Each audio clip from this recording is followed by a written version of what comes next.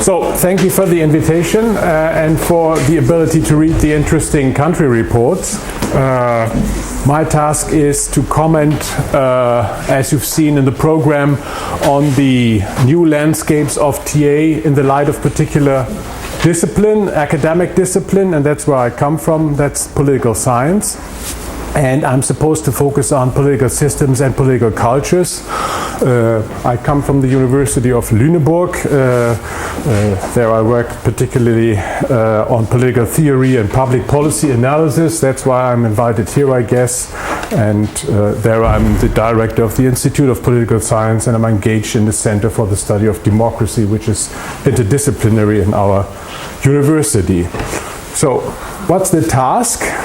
I see PASITA as exploratory research, but with practical intent, which is a particular kind of research, which means that expanding the TA landscape in Europe with a special focus on parliaments, at least that's how I understood opportunities and constraints for initiating PTA in smaller Western and new Eastern member states of the European Union.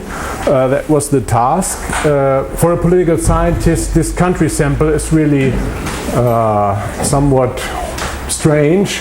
The non-PTA countries, as you selected it from the general sample of the 15, no political scientist would put them together in one sample and try to treat them, because usually our way of taking samples when we do country comparison has to do with something else. The special focus of the task that I've been assigned is on political systems and political cultures, and what I should do also is explain what is the light that my discipline, political science, puts on these issues here. So, as opposed to Ari Rip, who was focusing on also on the relation of the TSI system, I'm completely on the other side, the political system and the political culture, in terms of the content of what I'm talking about. Now, here's the outline. I will first try to tell you how are political scientists conceptualizing what you are doing, which is the implementation of TA. I will then return to, as scientists from universities usually do, the last authoritative study on technology and parliaments, which is done by Vic and Paschen. And I will then ask the main lessons that are involved as policy implications in this authoritative study. Can we still learn from them? Which might be the lessons? And then I will say something about the opportunities or constraints, or you may say is the impact of political systems and political cultures on efforts to implement parliamentary TA, is that enabling or is that constraining, or what sense can we make of the conditions that are set by political systems and political cultures? Now, first step, how do political scientists conceptualize what you are doing, which I described as implement TA? Well, we have a number of approaches trying to explain policy variation, both in time and across countries. They are usually focusing on a number of factors or complex of factors which are considered as to be most important when you ask how can you explain policy variation, policy change over time across countries. And the first most prominent has to do with our idea how our democracy works. It's related to party government. Parties do matter, and the party in government, that's what the people have voted for, should give the directing course to the policy. The next, interest groups and policy networks, they are suggesting, well, it's not the party in power, but it's the influence of interest groups and maybe policy networks who exercise influence, and they are determining the course of action. The third is rather skeptical about the ability of the political system and takes a socio-economic approach. It's basically the societal context which determines what we are doing, because political science, political institutions, systems then have to adapt to the requirements of society. Institutionalist approaches point to specific institutional arrangements within the countries that you're looking at. For example, do you have a presidential democracy, a parliamentarian system, majoritarian, etc. And newer approaches focus on ideas, maybe discourses, and maybe the idea of policy learning. And that is relevant to our discussion here, because here TA is introduced and described also in the paper firstly as an idea, which may be traveling or not. Then we have approaches focusing on political legacy and path dependency, and Ari Ripp already pointed to the idea of trajectories, which you also have in political science. And there's the international hypothesis saying whatever works within the national political system is not that much important. It's much more important what the position of this system or nation state is within the international arena, and there you come up that whatever change or variation you can observe is a consequence of Europeanization, globalization, transnationalization, what you have. So these are the general approaches how political scientists try to explain the variation, change of policy. What is TA? What is implementing TA? That's not a policy directly. And that matters, I think, a lot and can be one of the main messages of my talk. The implementation is not a change of policy, it's a change of the policy-making system, which is something else.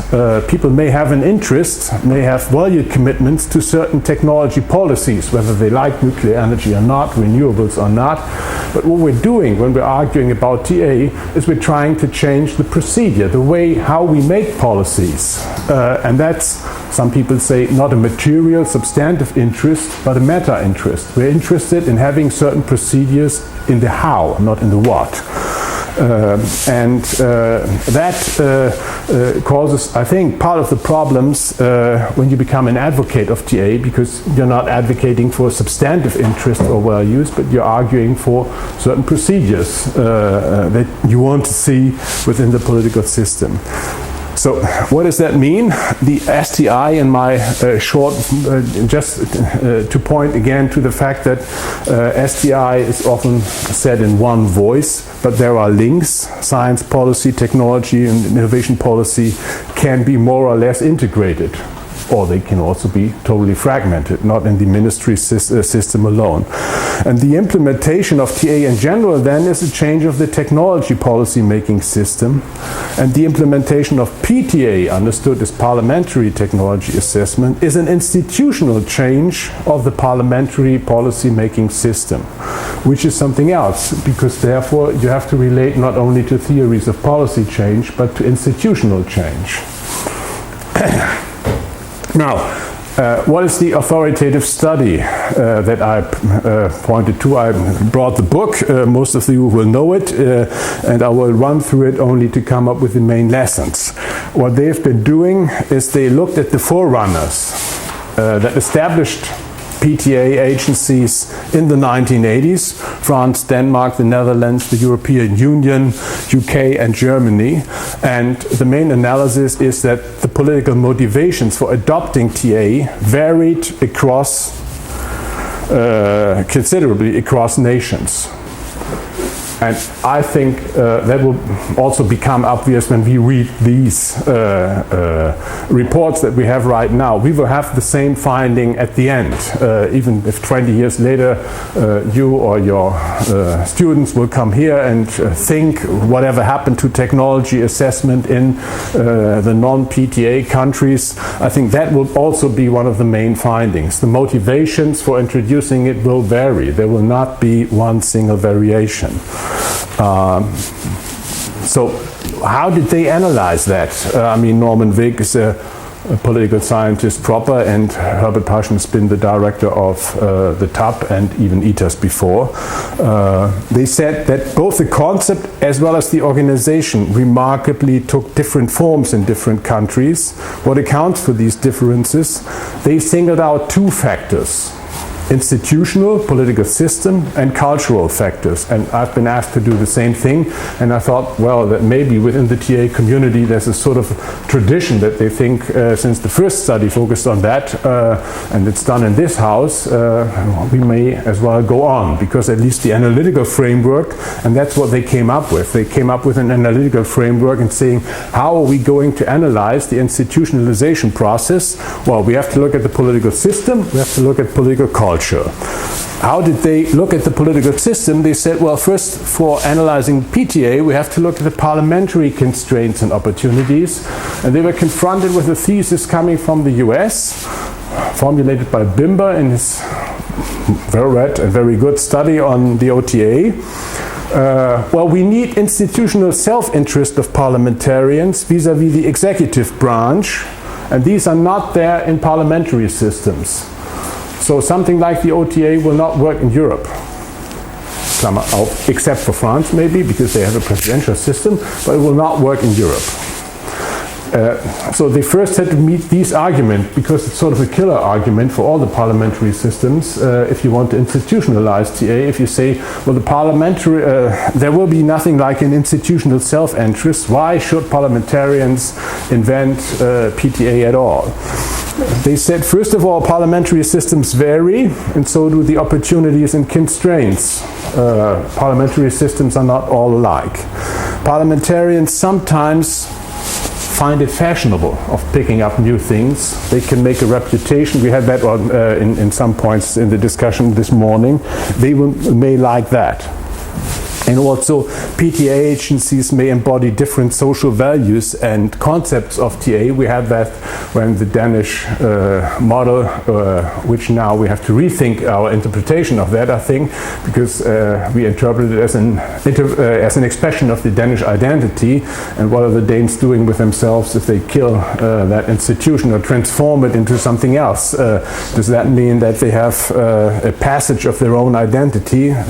Okay. So they looked at the parliament and said, well, the main issues inside parliament are issues related to the institutional rules and processes. If we want to understand why we have TA and particular kind of TA, and the debates are who's the client, also within parliament, what kind of committee, parliament in general, who participates in defining the tasks, the objects. And they were very, I think, and I want to highlight that, they were already pointing to what parliamentarians will interpret as their representative prerogative. Whenever you bring in someone else trying to define what the problem is or what the policy should be, their representative prerogatives might be called into questions, and they won't like that. They also point to different national political cultures on the way of trying to describe it in general, although there is no accepted typology. The most important value, and in my questions or comments for some of the country talks I try to point to that too, is the nature of the party system and the relationship to governing. That relates to the party difference hypothesis. There are some suggestions that there are national policy styles and that there are national roles of understanding scientific and technical expertise in policy making, but basically these how they interpret national political cultures. And then they point to political culture in general, basically to post-material value change, the theories of Ingelhardt, which causes rising demands for citizen participation, the so-called participatory revolution in the 80s, and the crisis of democratic legitimation. And TA has always been interpreted as a response to that cultural change. But there are two ways of responding to that. One is, I call it parliamentarization. Then PTA is an instrument of strengthening the representative of function. And Wick and Paschen call this a parliament-centered process of institutionalizing TA. Or you can have what they describe as outward-looking course, try to respond to the crisis of democratic legitimation by going to society, opening up the processes of definition of tasks for TA by turning it to a participatory enterprise. So what else? What other lessons are there? They say, well, first of all, and Ari Rip, I think, made that clear. If you have someone introducing something, it's a strong model. You have the advantages of being a pioneer, and obviously OTA was the pioneer. So all European founders were inspired by OTA, but, and that's their learning process, all came to recognize that the American model required substantial rethinking and modification to fit both the institutional practices and the cultural contexts of their societies. This may be trivial, but especially the idea of knowledge-based policy making is, I think, and I don't have to go into that process of decontextualizing and recontextualizing, that is, I think, that we all should be aware of. Even if you think that one of your non-PTA countries in a way suits to a PTA country that is already available in Europe, mind you, that this model might also require this rethinking and modification. They also point to some failures. I mean, we already looked at the time slot here. The proposals to create OTA-like bodies in Western parliaments during the first decade after 1972, until we finally, a decade later, came to these institutions that I mentioned, all failed due to two causes: government opposition, government didn't like it, and lack of parliamentary interest. And you raised the issue, is the parliament interested or not? If, as an institution, it's not interested, the analysis of the failures in the first decade of these attempts to implement TA point to precisely that reason. So, but I think one of the interesting points made in the study, since a lot of you point to budgetary fiscal crisis, if you think of the 1980s, we didn't have a growth period, at least not in most of the countries that I tried to point to. But when they established TA institutions, we had not a recession, but we had employment crisis, we had difficulties in the economic scene, and that was the background motivation that they pointed to in the 1980s when they actually established the TA institutions, while in the end of the 1970s there weren't this much of a problem. So if you take that seriously, you can say fiscal problems might not be the one single cause that is killing attempts to institutionalize TA. What about the relation of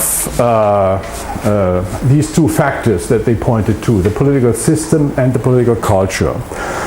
They said that specific political and institutional opportunities were perhaps the most relevant factor in shaping the new agencies. So the political system is relevant for how these institutions, these agencies are shaped.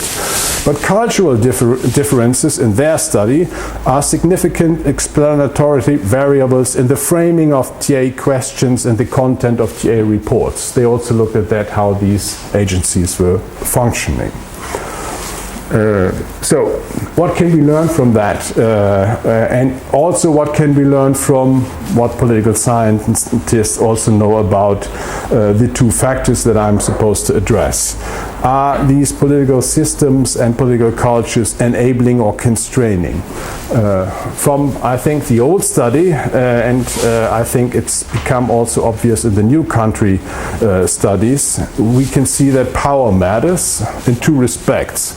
First, it's between the institutions, especially between government versus parliament. If you have weak parliaments, you have a problem in institutionalizing PTA. But then it's also interparliamentary. If you have parliamentary systems, for example, like the German one, you have ruling parties, coalitions, and you have the opposition. And it takes a while, I might say at least one or two lost elections, until those who formerly were in power among the ruling party realize that to have an independent TA capacity within the parliament might be helpful for them as parliamentarian. Because before, as long as you're a member of the ruling party, you think that you can rely on the expertise that your government is going to give you. And only later you realize that the division of powers requires that vis-à-vis the government, even your own government, as a parliamentarian, you might have an interest in having an independent advice. And that takes, I would say, at least 2 lost elections until the ruling party realizes and its members realize that they are still, that this might be a good idea. Now, it also depends on the type of parliaments. Are they generally weak? In our respect, in my context, I picked up the typology, which is quite old, but is still considered as basic. You can have 3 kinds of parliaments according to power and policy making systems. The parliament can really make policies, being active and powerful. It can, that's called the policy-making model of parliament. It can follow a representation model. It can react to proposals made by governments, by ministries. Or it can just try to maintain the system in creating the kind of overall loyalty that is necessary. And most of our parliaments will be in between the representation model, I would claim.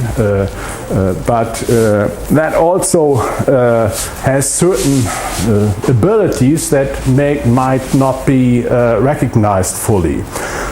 We already talked this morning about the general analysis. You also find among my colleagues working in political science that there's a shift of power from parliaments to government. Governmentalization or gouvernementalisation. My French is horrible if you think of these. But if you look at some of these parliaments, especially in the Central and Eastern European countries, and these are some of the members that we have here, and if you look at newer studies who look inside the policy making within parliaments, I point you to a study that's by Sylvia von Steinsdorf in a German book that's been edited by my 2 colleagues from our institute on governmenting systems in Central and Eastern Europe, unfortunately available only in German. They found that there are some, within the parliaments in these countries, that there are some institutional factors that are not conducive to TA. We have a low re-election rate, except in Hungary. We have a low level of professionalization, because if you are not re-elected as a parliamentarian, then you have a change of the personnel each time. But parliaments in these countries are much more stable than governments, which means that you have a change of coalitions and governments during the period without having a new election. You wouldn't have that in my country, in Germany, but in these countries you do, because there's an interest in having the overall stability. In order to focus on that, there's a focus on work in committees rather than in the plenary, and that means that the traditional way of opposing, even counteracting, between members of the ruling factions and members of the opposition will change. And political scientists call this the principle of rationalized inclusion. If you don't know that you might be in a coalition with another party member, even within the period that you are elected as a member of parliament, you try to treat them nice, you try to include them, because you may have to sit down and talk to him or her even before the re-election period starts. And that means that there's sort of an internal inclusive procedure in these systems that may be helpful for TA, because that may create a background, and that's what we need from a political science point of view, an institutional interest of parliamentarians to have their own TA capacity. What about political cultures? Well, if you look at the newer studies on value change that my colleague in our institute, Chris Welzel, he's the follow-up guy for Ronald Inglehart, and he published a book together with him, but right now he's run the World Value Survey. And he describes the values that come up not only as post-materialist, but also as emancipative. And in some of the countries, you'll find that we do not have a return to materialist values, but we at the same time have what he calls emancipative human values, which induce also a change of behavior. I think we have that continuing. And the political cultures are also associated with certain models of democracy and citizenship. And here we have a divide that corresponds to certain models of TA. We still have in some political cultures a more elitist, representative idea of democracy, or we might have a participatory model of democracy. And then there's another divide, and I think that's very important for TA, and this differentiation is underestimated, because TA is to help political deliberation on policy making, and therefore the more you have a commitment to the idea of deliberative democracy rather than aggregative or bargaining simple democracy, the more focus you have on deliberation, the more support you may suppose within that political culture on the idea of TA, because TA is supposed to do right that, present the knowledge and all the kind of impacts on the various options to deal with technology. So if we take these two figures, there are also interactions between them, between the political system and political cultures.